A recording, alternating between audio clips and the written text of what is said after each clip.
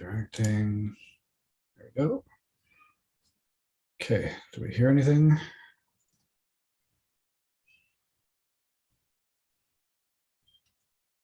Just a sec, guys. Yeah, it works. Okay, cool. Shut off the sound on this. Okay.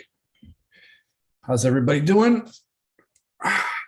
Wait for a couple more people to hop on here. Let me just close this other window. Bear with me a second. Like this, like this. Okay. So we are back. Another Ask Me Anything. If you guys recall, 2 weeks ago, I did a live stream and I said I just got shingles. I don't know if any of you guys ever had shingles before, but you get this this rash that appears in various areas of your body, and eventually this really debilitating pain kicks in. So I've been like in unbelievable pain for the last week and a half. Can barely sleep, can barely function. As long as I stay completely still, it doesn't hurt. My doctor scripted me some codeine, which I just took, so I hope it doesn't affect the cognition and brain function too much over this live stream. So we're gonna see how that goes. I didn't want to cancel on it. A lot of people were messaging me and they were excited that I was gonna do another one, and they had questions and stuff. There's already a lot of questions in the chat box. I want to before we begin, just go subject I want to bring up, because I see it and it just makes me laugh. It really does make me laugh. It's the trolls. The trolls that show up on our YouTube channel, that troll me, that troll Jordan, they troll whatever, with the most cockamamie, ridiculous, like juvenile comments ever based on nothing, okay? I'm going to show you an example of one, just to use an example. Then I'm going to explain why I'm using it as an example. Okay, I'm just going to bring this up like this, and I can just kind of scooch over. So there's this video I did, I think it was like a year or two ago when I was just started doing videos, and I was talking about HCG and fertility. So this guy over here says, Danny, you alluded to HCG maintaining fertility. It doesn't interact with the Sertoli cells. Why don't you let the other guys make the videos and just not bother? That's funny. HCG does actually affect the Sertoli cells. Here's another one over here. Danny Bossa, such as implying HCG is an FSH mimetic. Never said that in this video of any kind. It's an LH mimetic with affinity for the thyroid gland. So this guy's claiming that I was bringing up that it's an FSH mimetic. I listened to the video again, and there's nothing that demonstrates anything that he's saying at all.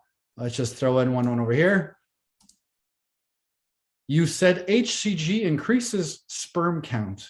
Yes, it increases sperm count. That's why people take it. You know, when it's just like I don't get it. If you're going to come on the channel and you want to just say something dumb, at least come up with something compelling. Bring some evidence, bring a study, bring anything. This guy basically came on the channel and said, everything is being said on this channel is wrong. I asked, can you elaborate? It's all wrong. You're saying HCG is this. I provided a study. This is what HCG does. Everything I would do, I provide evidence, because I'm waiting for somebody to provide me something that can contradict what I'm saying, and at least maybe I can learn something. So I then went on to this guy's channel, and I trolled the shit out of him. He just had a video doing Rubik's Cubes, and I used to do Rubik's Cubes when I was in my teens. I actually competed with all the different shapes. So I had like a half dozen different models. He challenges me to a Rubik's Cube contest. So I said we would do it for $100,000 live on the channel. And he said, I'm game, and then started deleting all my comments because he was realizing what he was getting into. And it's just silly how people just can't watch a video and decide whether they want to listen to this guy or not listen to this guy. But if you have something to say about the video, right? You've watched the video, you believe something is wrong, you believe something is inaccurate, You don't just come on and say, this is bullshit, this is all wrong, this is all inaccurate. You have to demonstrate why, provide some information. This is wrong because from these 6 studies I have, this happens like this and this doesn't happen like that, right? So it just makes me laugh how simple-minded and juvenile some of these trolls are that just come and just leave nothing. And when you ask them for any compelling evidence, nothing. When you provide compelling evidence to show what you're saying is correct, and they've got nothing, then it's just this ad hominem, like you're an asshole and you're a dipshit and you're this and that. They're just incapable of saying, holy crap, you've just demonstrated that you're right. And I guess I was wrong. I should go read something. But people don't do that anymore. It drives me nuts. Anyways, go check out that guy's channel with his little Rubik's Cube that barely hold it, wanted to do a contest with me for 100 grand. Damien McCrory, $100,000 for your Rubik's Cube test. I'm saying it live now in the public because you kept deleting our little exercise there. $100,000 for a contest, 3 out of 5, anytime, anywhere. We'll do it live on the channel whenever you'd like. Okay, so that's it. I just had a blast just trolling him back, to be honest. So got a whole bunch of questions here. Good day, Danny. Is there anything one can do to mitigate hematocrit issues besides blood donation?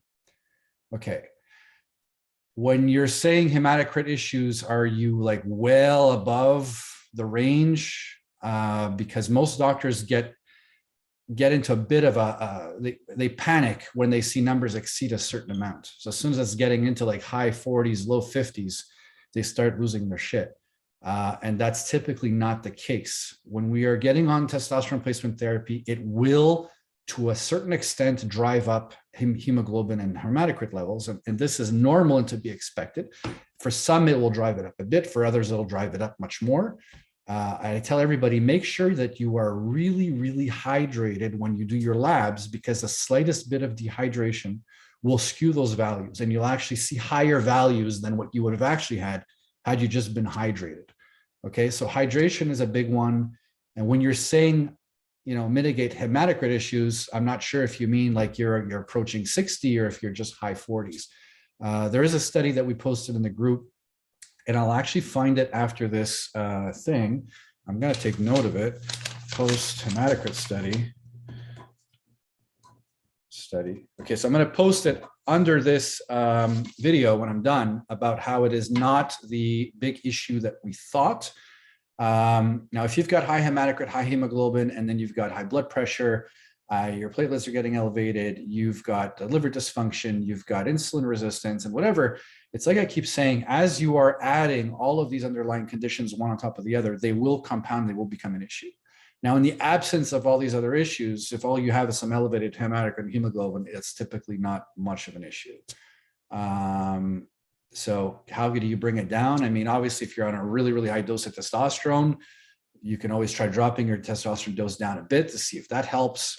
Doing more frequent injections has been shown to sometimes mitigate that, because you don't have one big peak and then a drop. It's just kind of a little bit more stable. It'll have an effect. So these are the types of things that that you can try. But again, I don't know what you meant by high. I'm sorry, I can't pronounce this. Lucifi Lemur left a $2 tip. Thanks for doing these 3 parts. Is there any benefit of using HCG? That's funny. Damien McCrory, you can listen to my HCG and maybe learn something. At the same time or after TRT, if quitting, not including fertility and testicular size reasons, but health reasons. Okay. Is there benefit of using HCG instead of at the same time or after TRT? Okay. There are some guys that do HCG monotherapy, and some of them do report feeling better.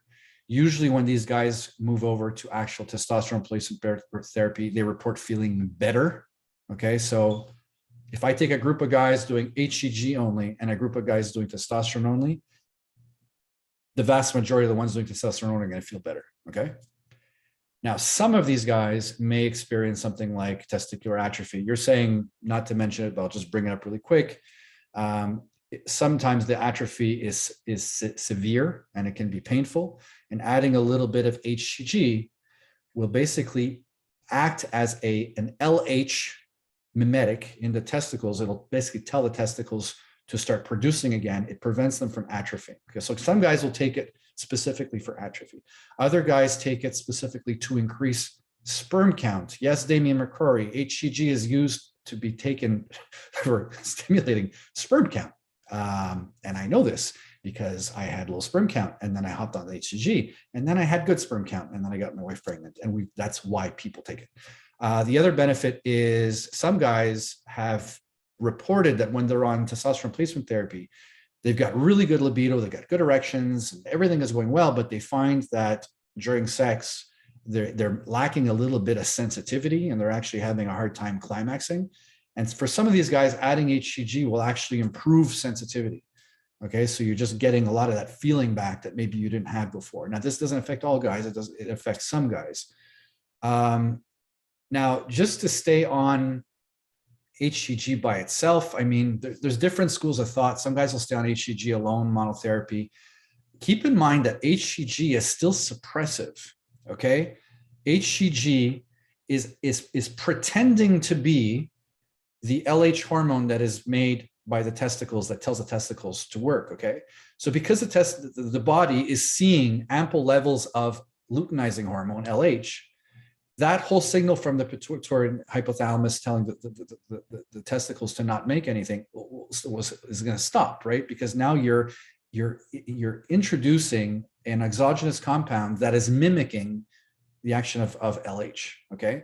So to say like, oh, I'm going to get on HCG and it's going to restart my natural production and then eventually I can stop it, well, no, because as soon as you stop it, you're suppressed. Okay, you can use stuff like clomiphene for a restart. You can use tamoxifen for a restart. Most of the docs I talk to are more in favor of tamoxifen than clomiphene. But again, Lucifer, to answer your question, it really all depends on the individual. It really all depends on the need. It really all depends on the severity of the issue. It really does depend. Okay. Carol, hi Danny. I suffer post-accutane symptoms like complete loss of libido, ED, sleep. Is poor energy is not same as pre-accutane. Any recommendations? My blood work is good. Don't know what else I can check. I do not have any experience with post-accutane symptoms. I can report a time in my life where I was covered in acne. This is obviously long before TRT, and I got on Accutane. And within a week, I remember feeling like a 95-year-old arthritic man. And it hit me when I was on a street corner and I needed to cross the street and there was cars coming. So I decided I'm just going to sprint across the street. And as I sprinted, there was like no power. Everything ached, everything was stiff. And I was like, holy cow, is this the Accutane? And it just got worse and worse and worse and worse. Now, I was always under the impression that once you stopped Accutane, a lot of the stuff goes away. At least it did in my case. This almost sounds like the type of symptoms that some guys get on, like, post-finasteride syndrome and whatnot. So I don't have the info for that. Carol, I know you're in our Facebook group. I would maybe post it there, see if somebody's got some experience on that, all right? We got Dr. Strange. I can gauge when I have optimal levels of T when my penis is fuller, hangs lower, and my EQ, I guess, erection quality, and my erection quality is better and morning wood is plentiful. Is that also an indicator for other men? How about for women? I can gauge when I have optimal levels of T when my penis is fuller, hangs lower, and okay, so yes, optimal levels of T, especially if you found a frequency that keeps your levels fairly stable and you've got your free T at a point that's resolving symptoms, whatever. Yes, you're going to wake up with morning erections. Yes, a lot of guys will report feeling fuller. Even in a flaccid state, they report feeling larger than before. Now he says, is that also an indicator for other men? Pretty much, but where I get confused is where you say, how about for women? Women don't have erections. They don't have morning wood. So I'm not really sure what you mean by your question. Maybe you can comment down below a little more specific and I can provide you something a little more specific. Christopher holy cow, Swergulski. Is that close enough? Okay. I wasn't going to ask because I think I know the response, but if about 9 months ago on TRT, last work was about 3 months of 240 twice weekly, 6, 9, about 1 month, and to just ride it. Okay, Christopher, I don't understand. If are you just making a comment or a question? Not following that one, sorry. Mr. Squishy, so Justin Trudeau and Danny Bossa walk into a bar. I'd pay big money for that one, especially if they could empty the bar after and then lock the doors. Okay, that'd be great. Won't get into too many details. I want the video taken down. John Svedja, I hope I pronounced that one okay. So many complicated last names, guys. Holy cow, make my life easier. It's Sunday here, and I'm on codeine and I'm tired. At age 65, can there be any chance to build muscle with low TRT, 250 a week, doing test sip and little deca and 50 milligrams of tren ace with low TRT? So you're doing 250 milligrams of testosterone a week, testcyprinate a week, with a little bit of deca and 50 milligrams of tren. Yes. Are the drugs going to do all the work? No. If your diet is not good, nothing much happens. Okay. I'm a perfect example of that. I train really hard when I do train. And I've tried, my testosterone levels are good. I've tried low dose anabolics from time to time. Do I put on a ton of size? I do not. And the reason I don't put on a ton of size is I'm sitting at my desk Monday through Friday, sometimes 10, 12 hours a day. I miss meals. I get involved with projects. I'm on, critical, panic calls, and sometimes I don't eat. So I miss a lot of meals. And that's probably the reason why I'm not, much bigger than I am. And especially now with this Shingles stuff, I dropped another freaking 12 pounds.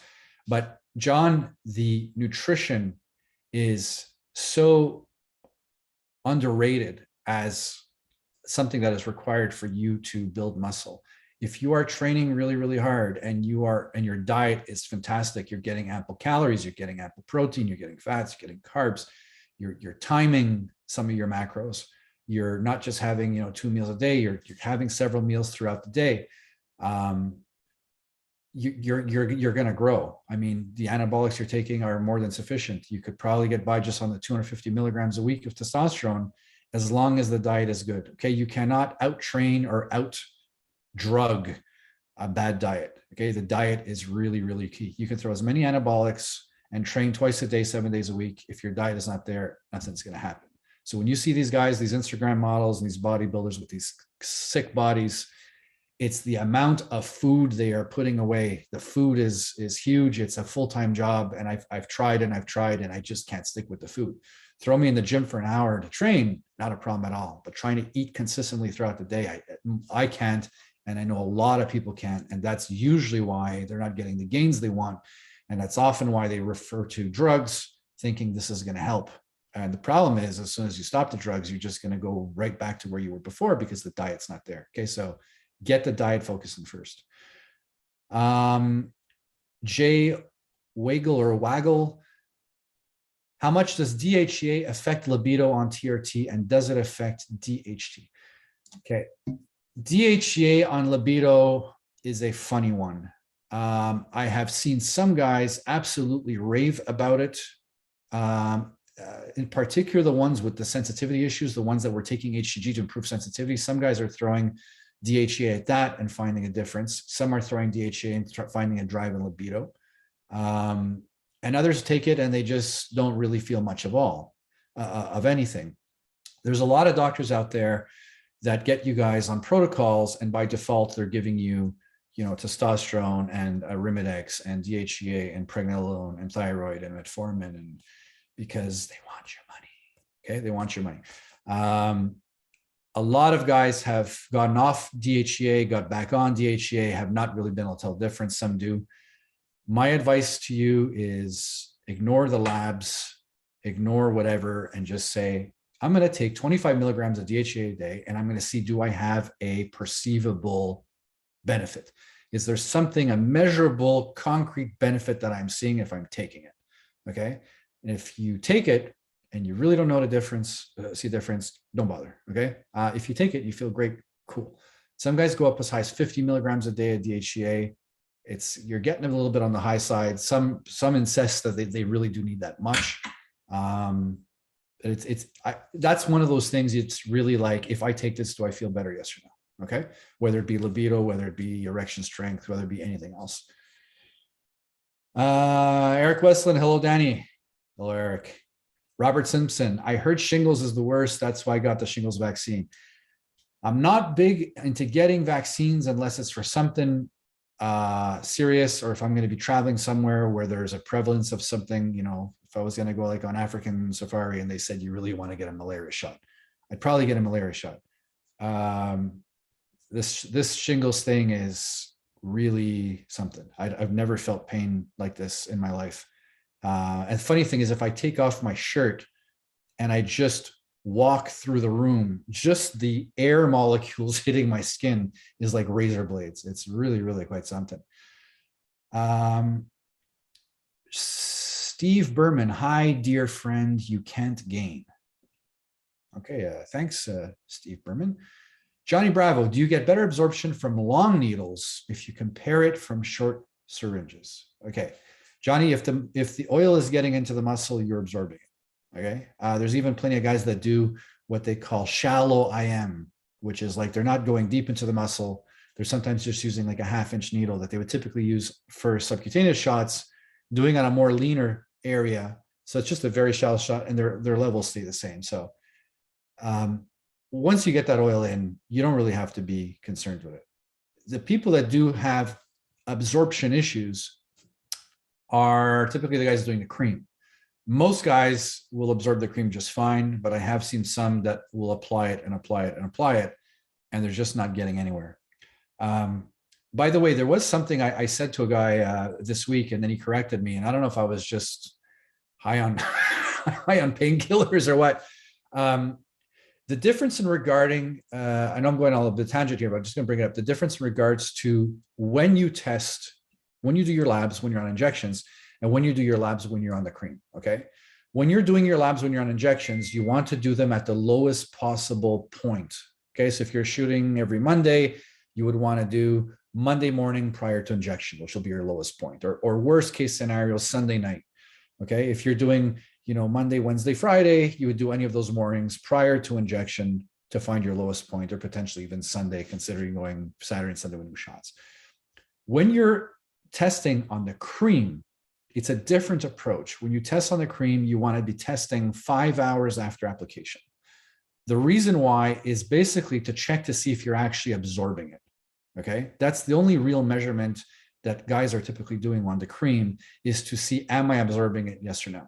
If you're applying the cream and then 5 hours later you go do your labs and your levels are tanked, it means there's an issue and you're not absorbing the cream. You might be better off with injections. Okay. And no, Johnny, like I said, if you use a 1/2 inch and you got it into the muscle, or you decide to use a 2-inch, it's in the muscle, it's going to get absorbed. That's it. Alexander Tanasic. Hi, Danny. TRT for life. LH and FSH are extinguished. Can we have health problems because of that?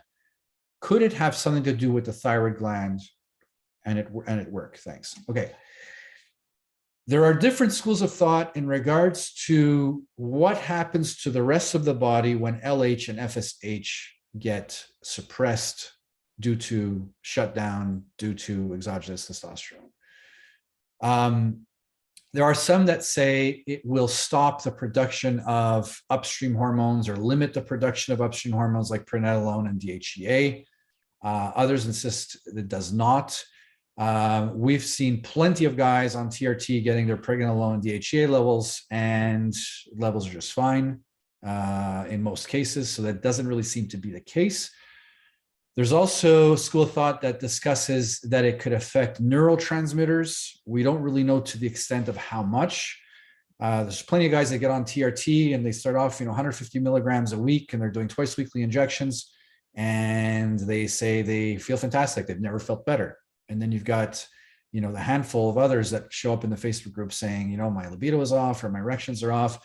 Most of the time it's due to just poor protocols. And once you fix those protocols, that fixes it. There's very, very, very few guys that I've worked with, or that even all the doctors that I deal with have worked with, where the protocol, you look at it, it makes perfect sense based on their needs. You can see what they've done, raised it, lowered, increased frequency, whatever else. Liver function is good, thyroid function is good, insulin resistance, all that stuff is all fine, and are still reporting issues. It's quite rare. We're not seeing a lot of those. Okay. So I don't think it really has that much of an impact. Yes, they say there's LH receptors all over the body, but do these receptors have to be constantly be stimulated by LH? We're not sure. We do have anecdotal reports of guys being on, TRT for decades, and they're just fine. I'm on TRT now for going on 7 years now. Yeah, I'm a little nuts, I guess you can say, but health-wise has been pretty good. So that one really depends. An impact on thyroid, we do see guys getting on testosterone and having a favorable impact on thyroid. So their thyroid values actually improve. So beyond that, that's pretty much all I can say on that subject. Robert Simpson, are there any natural supplements for testosterone? I've been bitching out a couple of these doctors that go on YouTube, and all they do is infomercials, like that Dr. Sam Robbins selling this thing to apparently boost your testosterone, and you're going to have sick levels of testosterone and blah, blah, blah, blah, blah. There's a bunch of other ones. And then you got the naive public that don't know anything about the subject, and they just figure, oh, I've got low testosterone and maybe I can just take a pill and I'll boost it. So they're spending all this money on this junk, and most of it is junk. Okay. We can look at the ingredients in some of these products. There are some that have reported to be favorable in boosting testosterone levels. The one that Joe Rogan talks about it all the time. It'll come to me, but there's one herb in particular that has been shown to increase it a bit. Now, is it going to take, a guy with true hypogonadism who's got a total T of 150 and a free T of 6? You're going to take that stuff and suddenly it shoots up to optimal levels and is going to have symptom resolution. I'd be willing to eat my shoe as a bet that it will not. Okay. We have testosterone. It's dirt cheap. It's widely available. If you're having low testosterone, it seems logical to take testosterone. It's going to be the best thing for the job, would be to take testosterone than to load up with a ton of different supplements that really don't do much of anything. And you're just left still feeling like crap. I got to tell you guys, prior to starting TRT, I knew there was an issue with my testosterone. I was deathly afraid of needles, and I tried pretty much every single supplement out there. I mean, I tried everything. I had supplements that killed my sense of smell. I had other supplements killed my sense of taste. I had one supplement I took, I couldn't sleep for a week. I had other supplements that completely killed erections, completely killed libidos. I had supplements I took that broke out in acne. I had some that got a rash. I had some that gave me cold sweats. Okay. I never had any of that stuff on testosterone. So low testosterone, you want to raise testosterone. What better way to raise testosterone than adding testosterone? I don't know. Just I don't know. Seems to make sense. Now, are there guys that have mid-range testosterone and they've got mild issues, but they've been smoking and their diet's been crap and they haven't been exercising and so on and so forth? And if they just change their lifestyle, would testosterone levels go up? Absolutely. How much will they go up? Well, we don't know. How much were they being brought down due to lifestyle? Were they being brought down significantly? And if lifestyle would change, would they suddenly come up higher? Perhaps. Again, that's going to really vary from person to person. I didn't say my little disclaimer. I got to say it really fast. Do I look like a doctor to you? No, I'm not a doctor. Okay, guys, I do this to help you guys out. This is simply a educational thing. This is not a prescription. I can't write your script. I'm not a doctor. This is not medical advice. I will report how things work, and then you can go and look them up for yourselves, or you can ask your doctor yourself, and so on and so forth. There's a Facebook group with multiple physicians in there. You can go in and make a post. We've done tons and tons and tons of videos with physicians. I'm typically just repeating the same things that the physicians have told me, just in a much more kind of simplified, dumbed down English. This is for your benefit, not mine. So yes, this is not a replacement for any medical advice or prescription. This is, I'm answering your questions, pointing you in the right direction where you can then go do your own research and then speak to your own doctor. Okay, so just to be clear. OLED TV. I don't block my E2, but it's low. I use 200 milligrams test with no AI. Why is my E2 low? Okay, so when we're saying low, it's how low. So this is how estradiol measurements work. Is people saying, well, how come Danny, you're always talking about not needing to measure it, but here you are measuring it on a guy that's low, as an example. Okay. Estradiol gets made in the tissue. Okay. So testosterone binds to sex hormone binding globulin, the protein, sex hormone binding globulin, and I keep saying enzyme in past videos. I'm really sorry. It's a protein. It binds to that protein and it helps circulate it throughout the body and delivers it into the target tissue. Okay. So when it's delivered into the target tissue, it is still testosterone. Then it gets unbound, that testosterone becomes free, bioactive, available testosterone. A small amount of that will convert into estradiol within the tissue, okay? So think of the tissue as think of it as a container, a closed container, and we're putting some testosterone inside, and some of that is going to convert into estradiol, okay? Now think of every single other area in your body as a different container, okay? There's a container for your brain, there's a container for your heart, there's a container for lungs, there's a container for muscles, for bones, for organs, whatever. There's all of these different sized containers with different amounts of estradiol, okay? So when you are taking an AI, because you're saying, oh, my number is high, not realizing that estradiol goes up when you raise testosterone, I want to lower my number for whatever the reason, you have to ask yourself, well, if I'm looking at it as all of these containers, right? And all I'm getting is a tiny little bit that seeps out of each of these containers that seeps back into the bloodstream. So I'm going to measure that, right? So I measure this. There is no way for me to know what's inside of each of these containers, okay? I'm just seeing what little bit that's leaked. So if your E2 is, 30, 40, 50, 60 and above, all this means, all this demonstrates is that your body is making estradiol, and some of it is leaking into the serum, and we can measure that there's some estradiol in the serum, okay? Because we can measure that there's estradiol in the serum, it means you don't have a deficiency. You have estradiol somewhere in these containers because we can see that a little bit of it is leaking out. But there's no way for us to tell how much is in these containers, okay? So if I say, well, I'm going to take an AI to block the conversion or lower the conversion of estradiol, you have to say, okay, well, which container exactly do I want it lowered in? Because maybe the one for the brain is like really, really, really small, and there's only a little bit of estradiol. And if you block the conversion in there, that might be a problem. Maybe there's an issue going on in the heart. The heart's trying to produce estradiol because it's protective, and you're preventing the heart from creating more estradiol. That's a problem. So ask yourself, when you want to take an AI, where in the body do you want to block it? Because people just think, well, I want to block it or manage it or lower it uniformly. It doesn't work that way. Every single area of the body is going to have different levels of estradiol, different levels of aromatase. So if you're going to block the action of aromatase, you don't really know what effect it's going to have and where in the body. You might be blocking in areas that you don't necessarily want it to be blocked, okay? Now, for some guys, they can be on a decent amount of testosterone, like this guy, OLED TV, he was on 200 milligrams a week. Now, I'm not sure if he's injecting once a week or twice a week or whatever else, but typically a guy who injects 200 milligrams even once a week, by the end of the week, he still has, half decent amount of testosterone and estradiol.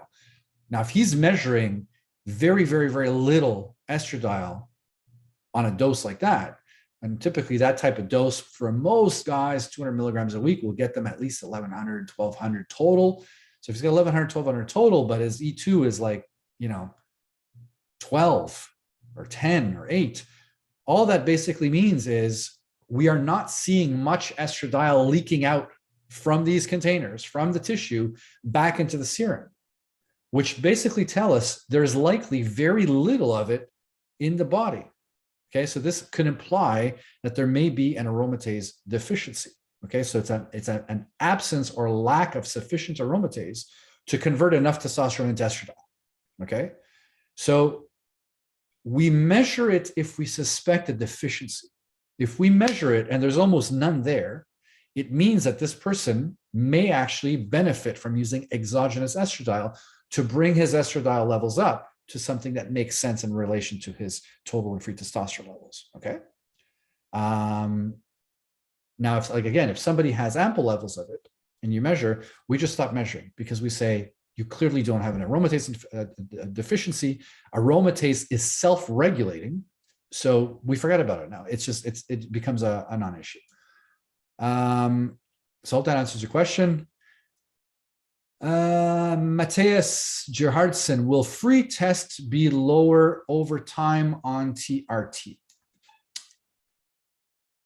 If you look at natural men, as natural men age, oftentimes their SHBG tends to rise, which would imply that their free testosterone levels will tend to go down. But again, typically natty guys, as they age, their testosterone levels already kind of typically go down.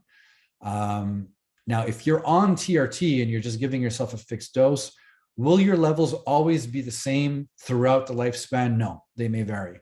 There may be times where you go run labs and you're like, hey, I'm a lot lower than I usually am, or maybe I'm a lot higher than I usually am. Okay, that will vary. Now, have I been seeing guys that say, as I've been aging, I need more and more and more and more? No. I have seen some guys who have reported needing more at one point or another in their lives. Maybe they were under more stress, they were doing more physical activity, they're feeling a little more run down, and they've benefited from adding a little bit more. And then sometimes once that phase is passed, they find themselves being able to reduce their dose back to where it was before. So it can vary. Okay, so it's kind of like saying, I don't know, maybe this is a stupid analogy, but like, will I be more thirsty as I age and will I drink more water as I age? Well, that could also vary. Maybe you've had 6 glasses of water a day, and then as you get older, you find yourself having more, having less. It's really all going to depend, and there's no real right answer. It's going to depend on the individual. Okay, probably was a silly analogy, but I think you get what I'm trying to say. Yilmaz Shukuri, which is better for TRT, Sustanon versus testosterone enanthate? I'm 54 and I'm training every day. Thanks. I will take enanthate 10 times out of 10 over Sustanon. Okay. The reason being is enanthate is one ester. It's enanthate. Half-life, roughly a week, 7 to 10 days, depending who you ask, roughly about a week. Now, when you're looking at Sustanon is viewed as a long ester. The problem is there are multiple esters as part of Sustanon. There's some very short-acting ones, and then there's some more middle ones and some long ones.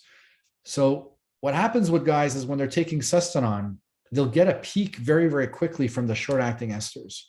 And then the other ones will kick in, And it can work for some, but for some guys that are really hypersensitive to testosterone, they take a shot of Sustanon and they almost feel like wound up, like they had too much caffeine. They're overstimulated, okay? I don't like having all of these different esters having an impact. This one's acting fast, this one's acting slow, and why not just have one ester that's just going to do one specific thing at one specific timeline? I find it much easier to dial in with something like enanthate or acipinate compared to Sustanon. Just about any time I can think of. A lot of the guys that reached out in the group, or even to me or some of the docs using Sustanon, have switched over to enanthate and acipinate and found it significantly easier to get dialed in. Okay, so I would recommend that every single time. Again, there's some countries that they only prescribe Sustanon or libido, and they don't have the other esters. Do what you can.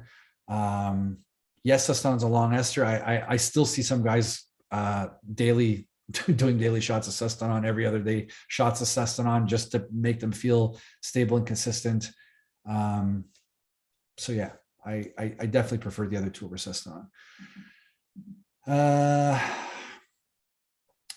I gotta say, guys, I'm feeling a little like slowed down today from this codeine. Like I'm trying really hard. I didn't want to cancel last minute, but I'm trying. But yeah, I do definitely feel that. Always right. This channel has taught and helped me so much. Thank you. You're welcome. David A, can you take creatine when taking testosterone? Yes, you can even take creatine when you're not on testosterone. You can take food when you're not on testosterone. You can take water. You can take vitamins. There's nothing that you're taking when you're not on testosterone that you can't take when you're on it. Okay.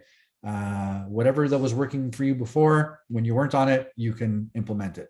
Testosterone doesn't suddenly have a rule to say, if you are on testosterone, you can't take this vitamin, you can't take this mineral, you can't take that. No, you can still take them. Okay. It makes no difference whatsoever. The only thing really that would be silly to take on testosterone is testosterone boosters, because that would just be silly. I hope you can understand why it's silly. Your testicles are shut down and you're trying to take a supplement to make your testicles worse in a shutdown state. It ain't gonna work. Okay. So that's literally pissing your money away. Okay? You take the pill, you swallow, it goes down, and you pee, and no benefit. Okay, so don't do that. Brandon Haggard. Anybody have experience with CrossFit and TRT? I'm starting Monday.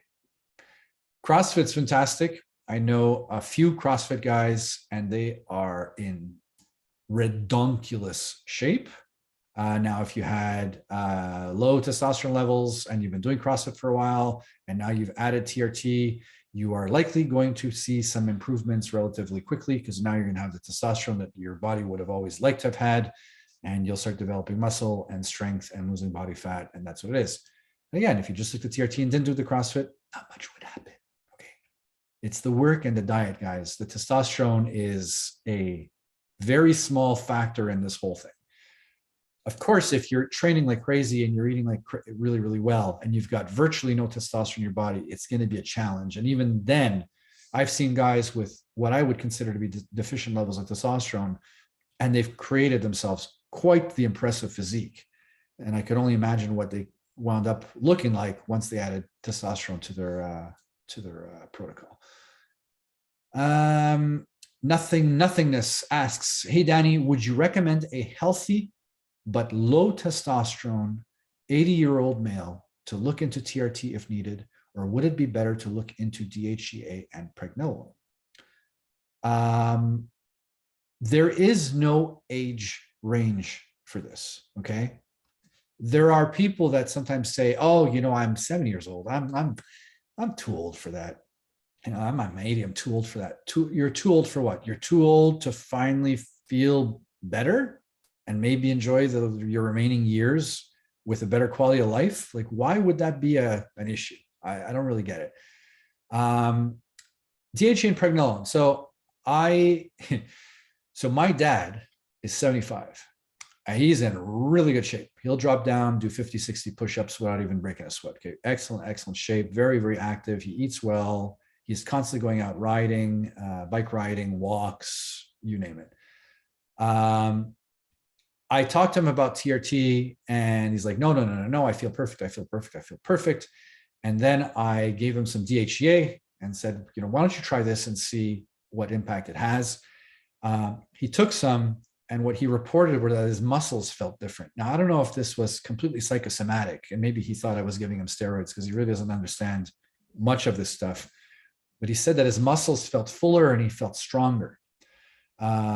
But then weeks passed, and then he said that he was positive that his hair was starting to fall out at an accelerated rate. And at 75, he doesn't have a lot of hair left on his head.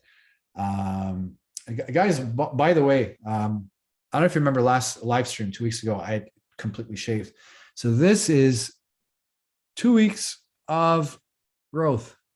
Okay. So I have hair. If I keep letting it grow, it's going to grow. What I only don't like is like my hairline is all the way up here. Right. So that's typically why I shave it. I find it just looks better. I'm sure most of you are going to look at me right now and say, yeah, Danny looks better with a shaved head. And so I'm going to, as soon as I'm feeling better, I'm I'm going to do that. So would I recommend it? I would. Again, you have to go to a specialist, to a TRT clinic of some kind, where they really specialize in the stuff, just to give you an evaluation to see if there might be something causing the low T to begin with. Because if they look, oh, here's your issue, you're deficient in blah, blah, blah. And if you just take blah, blah, blah, your levels will come back up. Well, then by all means do that. And if they can't quite figure it out, you can do a trial and try it out.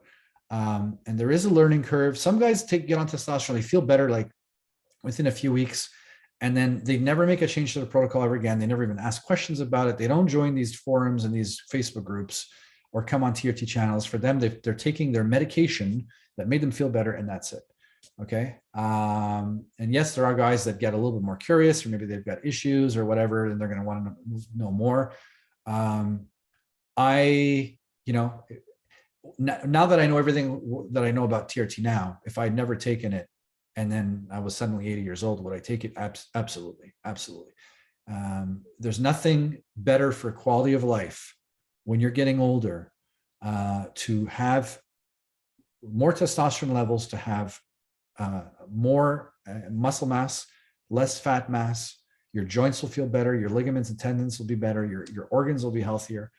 Your brain state will be better. You're preventing your risk from stuff like Alzheimer's and Parkinson's disease and all kinds of age-related issues that are often not guaranteed to be mitigated, but really, really the risk of them gets lower dramatically when optimizing hormones, optimizing diet, optimizing exercise. So if you're trying to do everything you can to have a better quality of life, for the next 10, 15, 20 years or whatever, by all means, I would absolutely do it. Paul Forsey, have you listened to David Sinclair and his comments on testosterone? David Sinclair, I've watched a video, and Paul, can you add to the chat? I think he was one that was against it, if I'm not mistaken. Just remind me, because I remember watching a video of Dave Sinclair a while ago. Correct me if I'm wrong. He was like totally against it, thought it was not needed. Tell that to a guy who's got primary hypogonadism, kind of hysterical, but whatever. Always right. What is your personal HCG protocol? Okay. There is no fixed protocol. The protocol really boils down to the need or the requirement or what you're taking it for. Okay.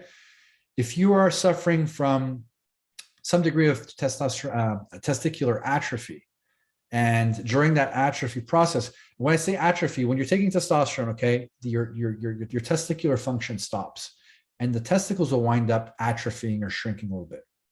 Some guys, almost no atrophy.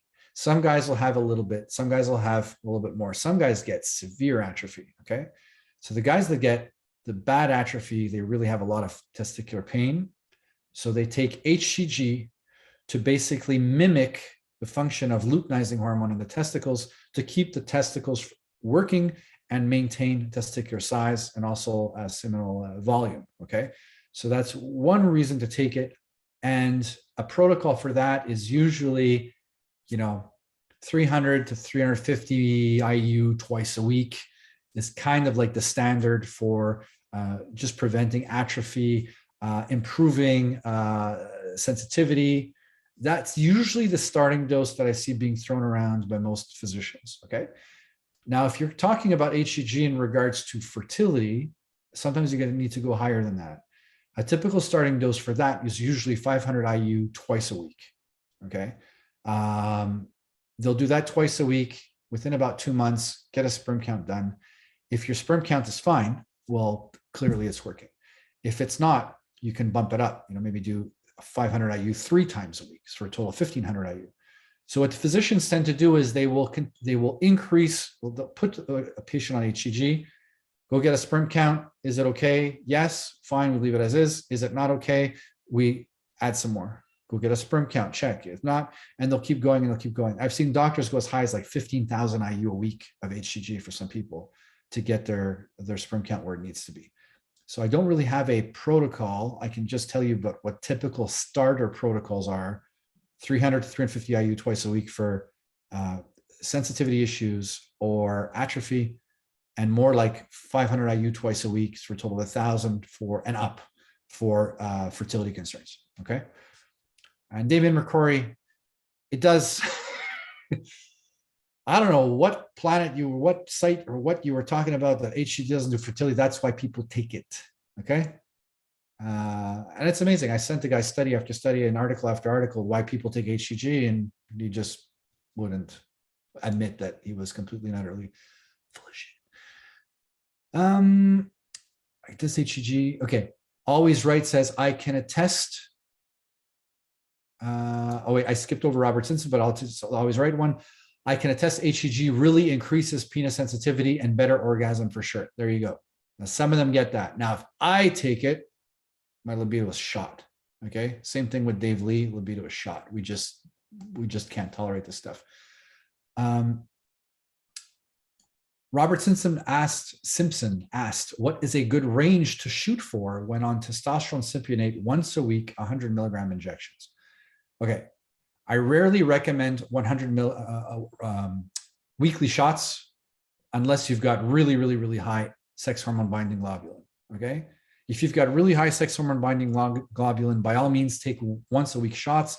That's going to help drive down your SHBG to something that makes a little bit more sense. Maybe put it mid-range, which will help to increase your free testosterone levels.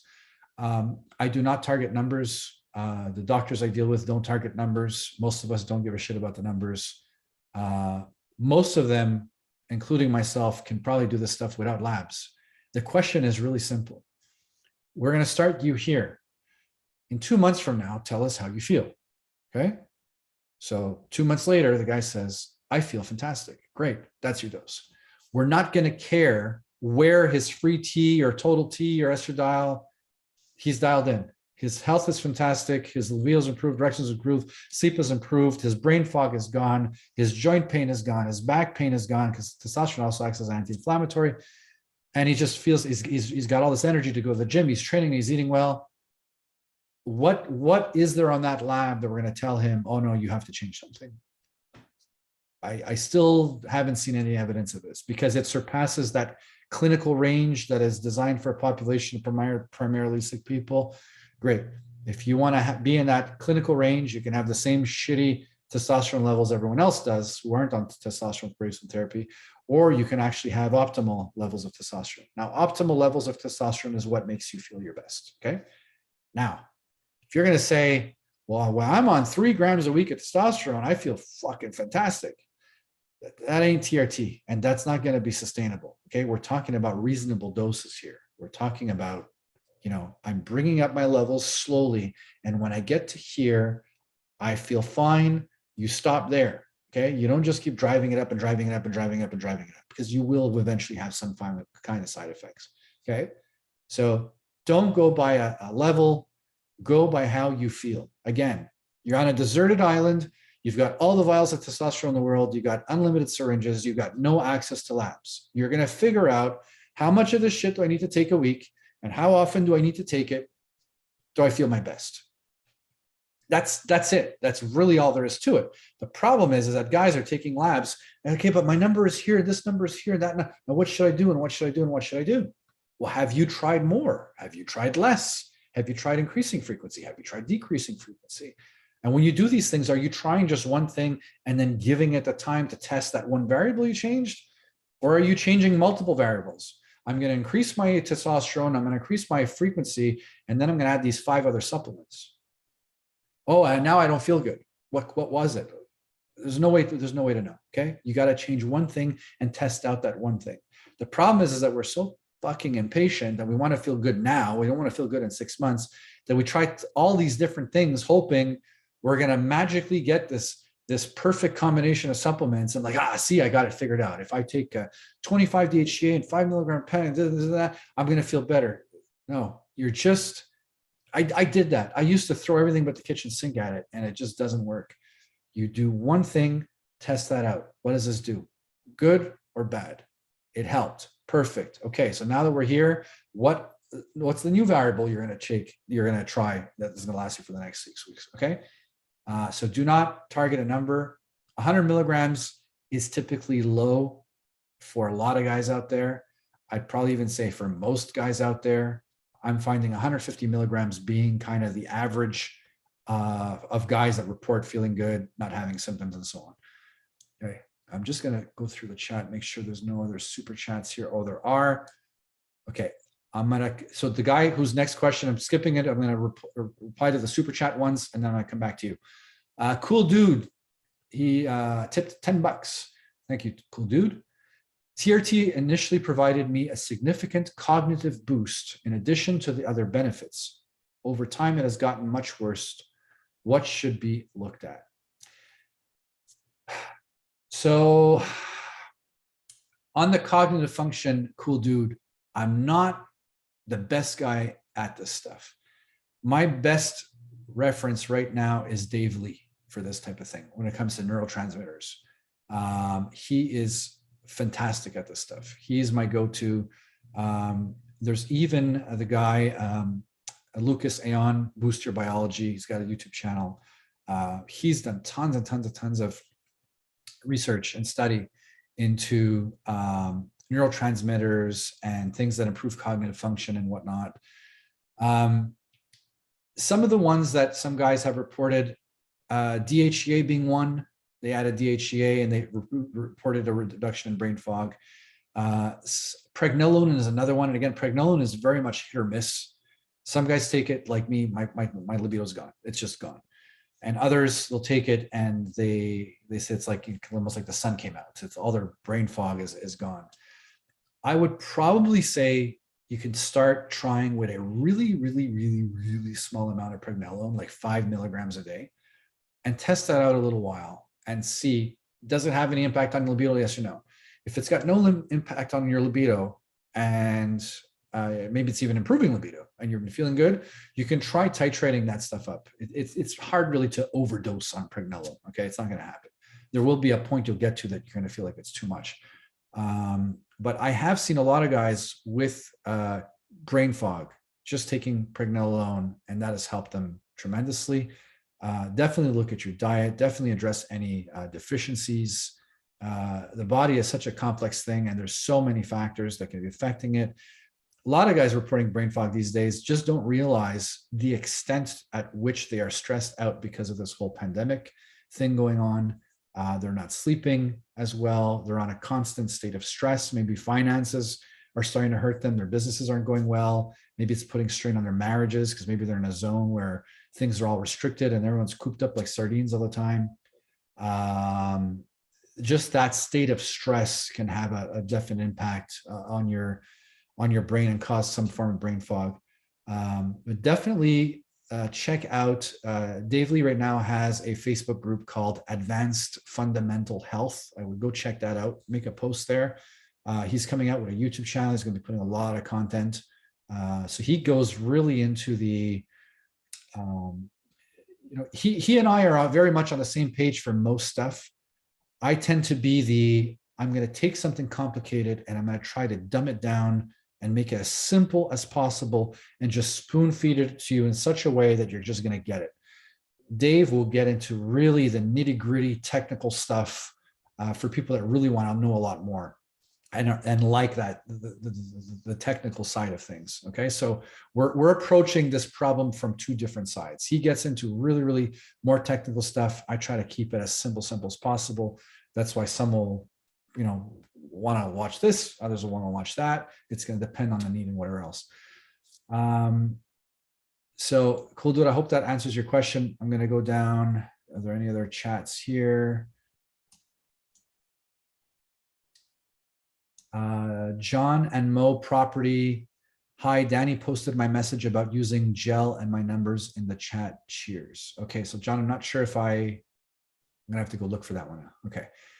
So let me scroll down. I'm going to try to find where I was before. Just give me a second, guys. I'm doing this all by myself, and there's like a ton of questions. Gonna shoot for any experience. Okay, Ari Gallardo.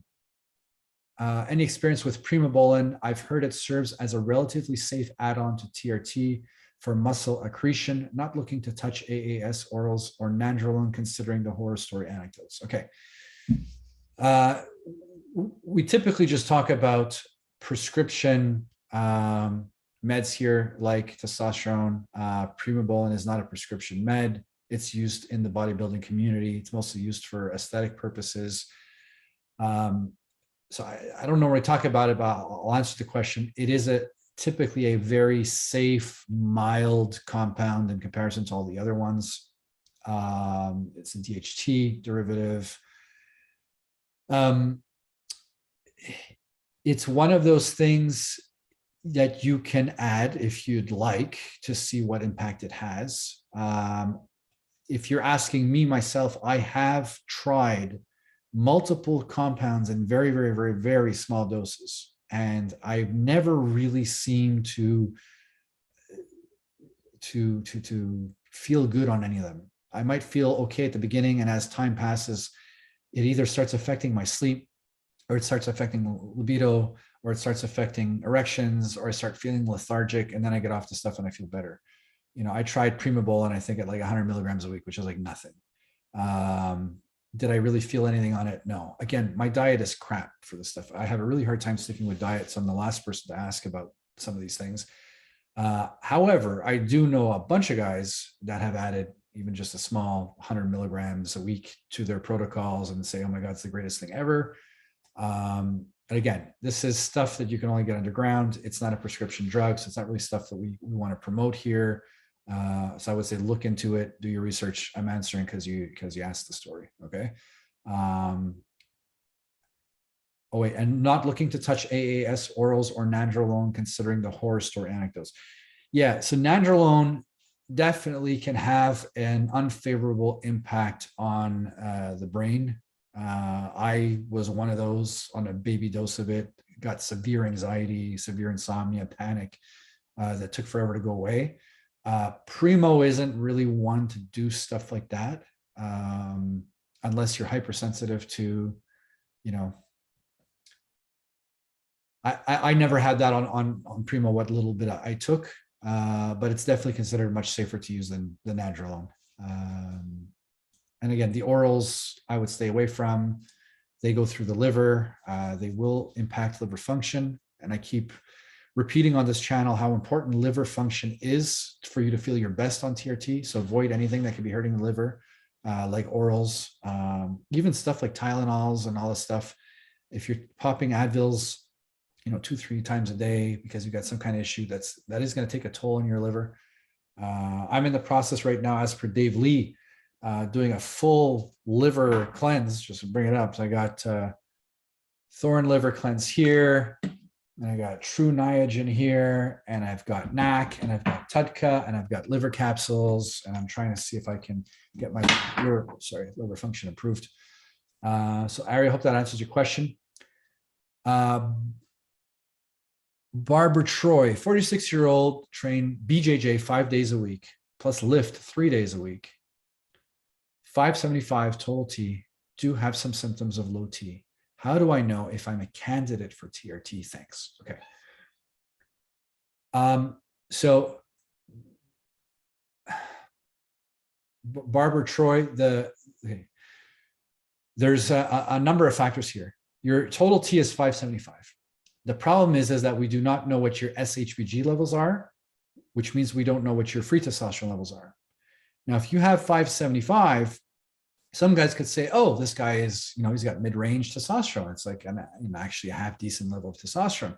But if your SHBG is 80, you're going to have a very, very, very low free testosterone, which is why you might wind up having some symptoms. So we don't always go by the numbers. And I'll tell you why.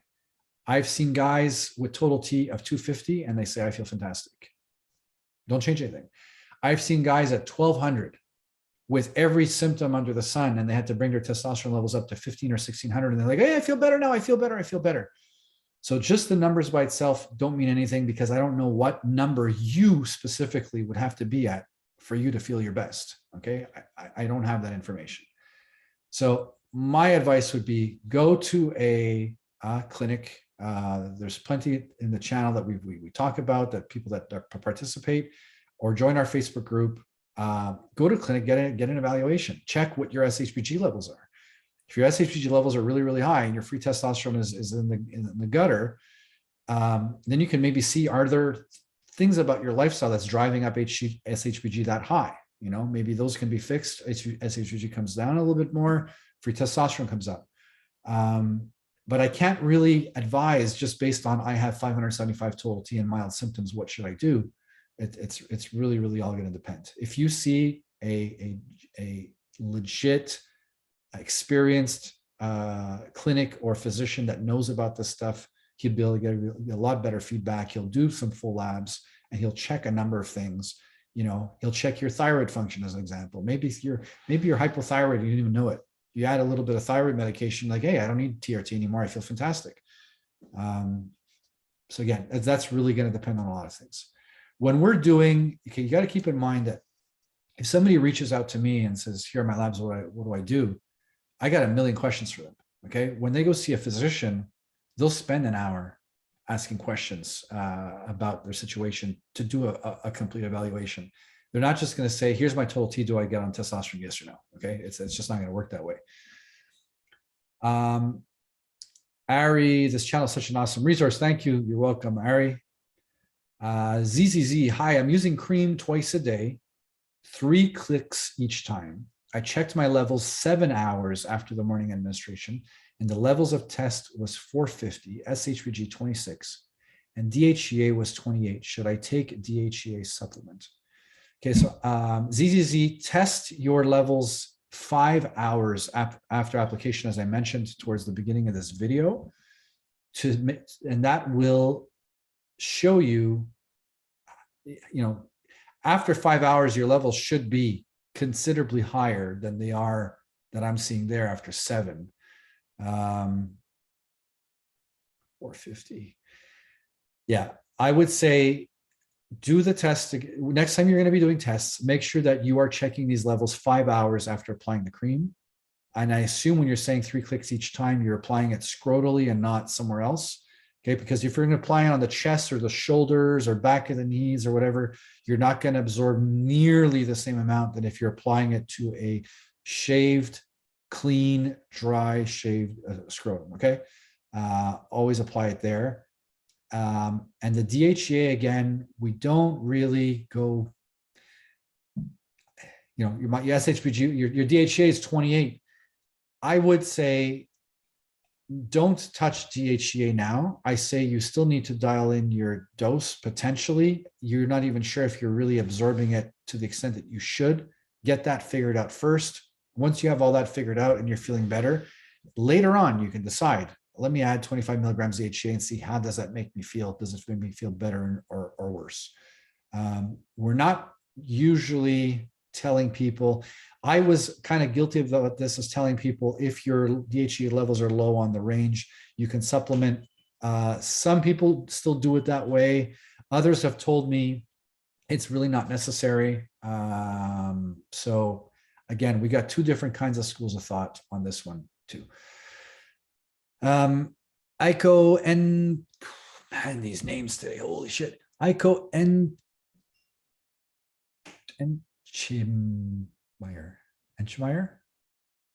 Enschelmeyer, I think. Like, oh, and I still got Stephen Devils listed on my name here. I gotta change that. Hold on a second. Oh, screw it. Stephen will have to change it himself. I'm not Stephen Devils, guys. I'm Danny Bossa. I was going to make a joke that my last name is Bossa, and it's so much simpler than some of the names you guys are writing here. Okay. High hematocrit with symptoms and still insufficient testosterone values. 532 ng ml. What would be your recommendation? Try grapefruit seed extract. 532, and can I assume you meant 532 ng-DL and not ml? What would you recommend to try grapefruit? Okay. I would have, when you're saying high hematocrit, how high are we talking about here? And your values, your total T, I'm assuming is 532 nanograms per deciliter. And have you tried raising testosterone? And when it does, has it had a significant impact on your hematocrit or not? So when you're saying high, that doesn't really tell me anything because everybody's interpretation of high is different. Okay, so if you can maybe post that, that'd be cool. Rick the Ruler, is TRT dangerous for the prostate? No. Testosterone and estradiol are protective of the prostate. Some guys will still develop prostate enlargement. It is what it is. You got to understand, men as they age, oftentimes the prostate will enlarge. I've seen a handful of guys report that when they got off TRT, their prostate issues resolved, and on TRT, the prostate issues were worse. It's not the norm.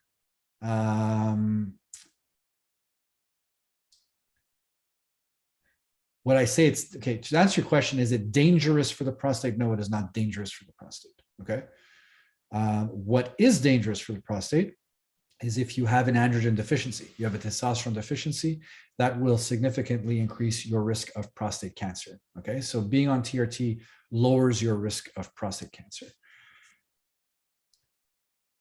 Ozzy Tapanis, HCG versus Gonadorelin. Gonadorelin has just started coming out as something to replace HCG with.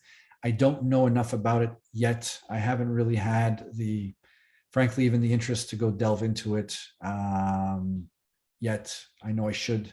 I can't really answer the question, what are the exact differences between the two? Gil may have done a video on this subject.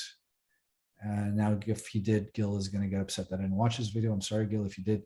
Don't know enough about that one, unfortunately, okay? Landon Park, I'm on 1 ml week of testosterone cypionate, 100 milligram per ml, okay, and have good levels over a year. I'd like to start splitting the dose to 2 times over the week and pinning. Is this worth the extra effort? Okay, so for a couple little issues here. You're injecting 1 ml of test sip, but you're using 100 milligram per ml.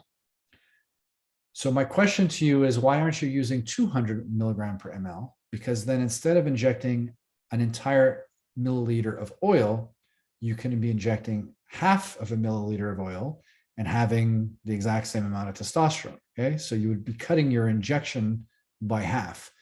I don't know if you've got a physician that you're using or if you're doing this underground or whatever, but you can maybe ask your physician, can I get 200 milligram per ml? And this will have the amount of oil I'm injecting, okay? And no, the 200 milligram per ml is not twice as expensive. Usually they're like almost the same price or slightly more expensive. So you'd actually save some money.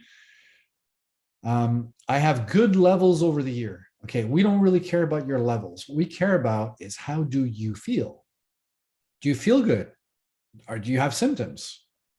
Just say, my levels are good, but I feel like shit. Well, then who cares about the levels, right? We don't care about the levels. How do you feel? Now, if you're saying that I've been injecting it once a week, is it worth the extra effort? It depends. Do you feel good?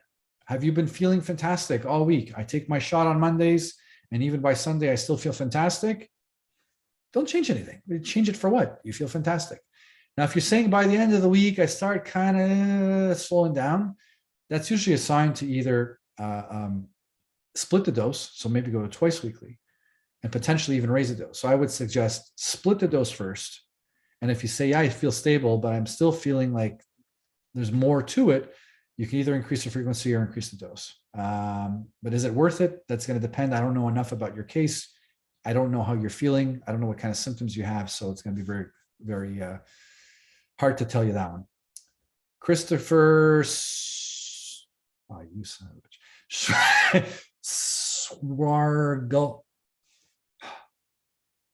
Swargolski, he said nailed it. Now, hopefully he meant nailed it when I said his name earlier. Okay, good.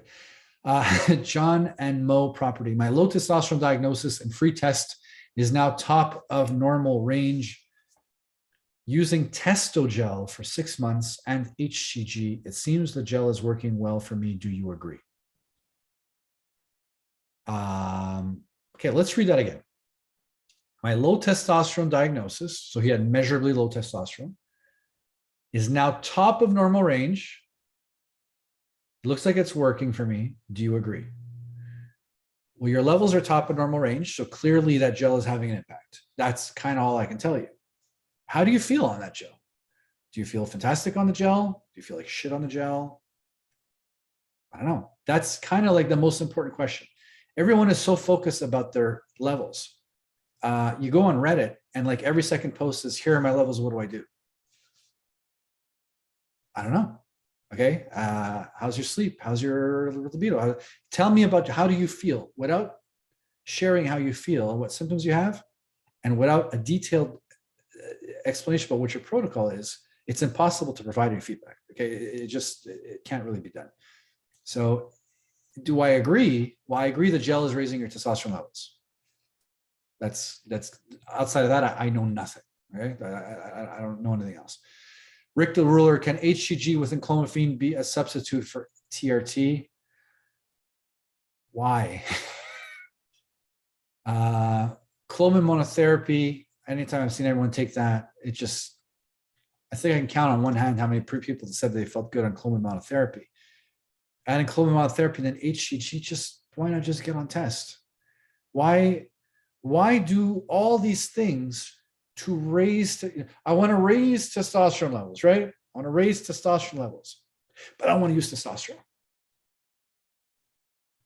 What? Like, you want to raise testosterone. I want to increase testosterone in my body, but I don't want to take testosterone. Wouldn't that be the logical choice? Wouldn't that be like, I want to raise testosterone, let me take some testosterone and put in my body to raise testosterone? Like, it's not straightforward. No, I want to take all these other things and see if they help my body produce more testosterone, because my body was already unable to produce sufficient testosterone. Okay, my body wasn't doing this well. So let me take some stuff to try to tell my body and say, like, work harder. Come on, work hard, make more tests, why? What? My body was not making enough tests. I wasn't screaming at it to work harder. I said, you're fired.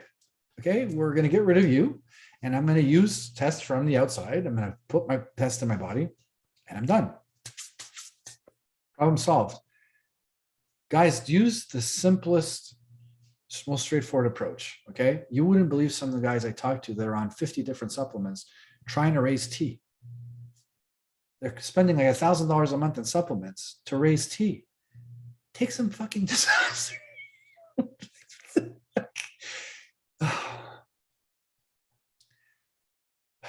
But I don't want to take testosterone because then it shuts down my natural production.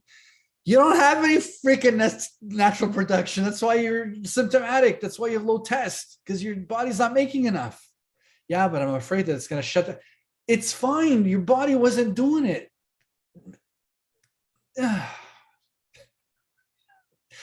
It's just some of the arguments I get is just, I'm on TRT, but now I'm afraid my natural production is going to be suppressed. That's why you're on TRT. Your body wasn't making enough. Your body wasn't making enough, right? So imagine you had a car, yeah? And you had this little device in your car that would make gasoline, right? Now suddenly you're in the car and like, I keep running out of gas. I keep running out of gas. I keep running out.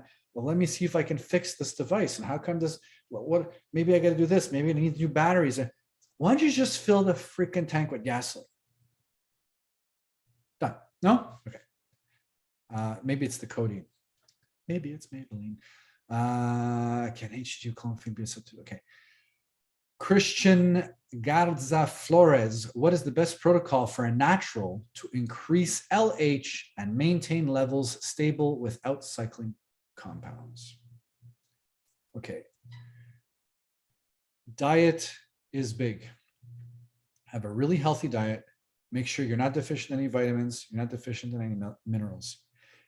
Get some exercise. Exercise in general will help the body produce more of everything. Okay. Those are the two biggest ones: lift heavy, do any type of physical activity, do some cardio, and eat well, and it should help. Now, if you're doing all of that stuff and not much is occurring, you may have either secondary hypogonadism, or you may even have primary for all we know. I don't know what your levels are. Okay, are your levels non-existent? Are your levels like decent? I don't know. So again, are there some natural supplements that can help a bit? They'll raise it a little. Do I really think it's worth it? Probably not. I find most of these supplements have more side effects than anything else. And most of them contain stuff that I wouldn't want to put in my body to begin with. So that's really as far as I can go on that one. Robert Simpson, my urologist, said that he normally doesn't test free testosterone or SHBG because it rarely changes his clinical. He said he would check it for me if I wanted. Should I get these checked? More importantly, Robert Simpson, more importantly than getting those levels checked would be getting a new physician. Your physician is clueless. You cannot do TRT as a physician by measuring total. In the last live stream, okay, I demonstrated why. I'm gonna, here, go back to my free testosterone calculator. I'll give you guys a quick example here. Say, for example, you've got a guy, he's got 1,000 nanograms per deciliter of testosterone. His SHBG is 80. His free testosterone is only going to be about 12.8. Okay, so he's got 1,000 nanograms per deciliter testosterone. Your doctor is going to say your testosterone levels are fantastic, so you don't need TRT. But your free T is 12. You probably don't feel too good with a free T at 12. Now imagine if your free T, your SHBG was 8. You would now have a free testosterone level of 37. Chances are you wouldn't be going to get TRT with a free T of 37. And both of these examples have a total T of 1,000. Okay. SHBG is absolutely critical to measure, and free testosterone to get an example of what your real levels are. Okay. Testosterone, total testosterone, you have to keep in mind that most of it is bound to the protein called SHBG, or sex hormone binding globulin. Okay, so this is how much testosterone you have. Okay, and this much is attached to sex hormone binding globulin. You've only got a little bit that's free. This little bit that's free is what's actually having an impact in the body. So if you're not going to measure the amount that's having the impact on the body, and you're just measuring the total, it tells you nothing. Okay, you need to find a new doctor or a new clinic to go to, because this one is absolutely clueless. Okay, plain and simple. Again, Christopher Swargolski, I still feel crappy.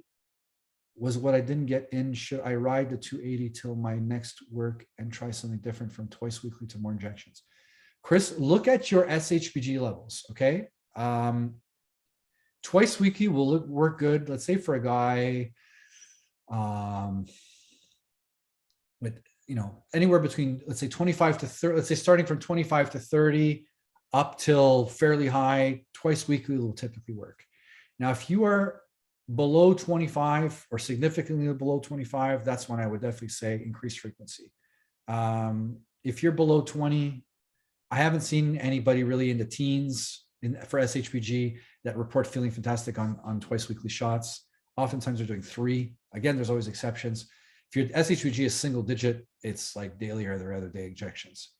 Trying to get by with twice weekly injections is like rare, very, very, very rare. Is there exceptions? Does it happen? Yes, it's not the norm by any stretch of the imagination. Holy shit. Sambudo Chakravarti, I hope. Your thoughts on HCG plus Clomid plus Proviron for relieving symptoms of low T? Yes. My thoughts are don't take them and take testosterone. Like I just kind of brought up. You want to take 3 different medications, right? So my testosterone levels are low. I would love to have more testosterone. So let me take 3 medications to get my body to create more testosterone, that thing it's already having a hard time doing, instead of just taking testosterone? Why? I don't get it. John M.O. property, using Testogel plus HCG from diagnosed low T, now SHBG 26.9 ml, L albumin 46, 29 estradiol, 150 prolactin, DHEA for. Okay, but John, you're giving me all your labs. How do you feel? How? Do you feel good? Do you feel good? Don't change anything. Do you feel like shit? Something needs to be changed. But I need to know how you feel. What are your symptoms?